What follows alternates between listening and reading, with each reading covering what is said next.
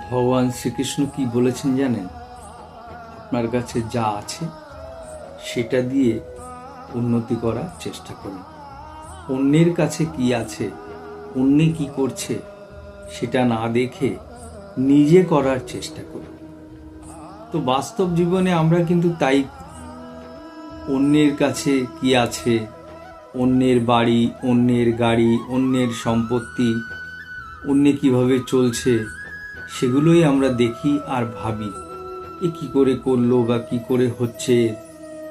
এই করতে করতে কি হয়, আমাদের জীবনের সময় চলে যায় এবং একটা সময় এসে আমাদের আফসোস করতে হয়, কারণ সময় তো কারোর জন্য অপেক্ষা করে না।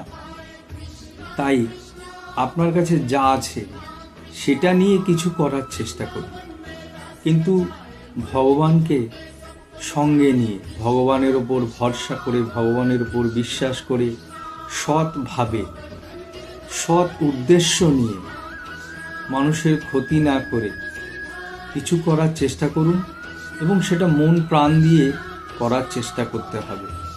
করতে গেলে অনেক রকমের বাধা আসবে, সে বাধাকে কিন্তু অতিক্রম করতে হবে, কারণ কোনো কাজই সহজে হয় না, সহজভাবে কোনো কাজ হয় না।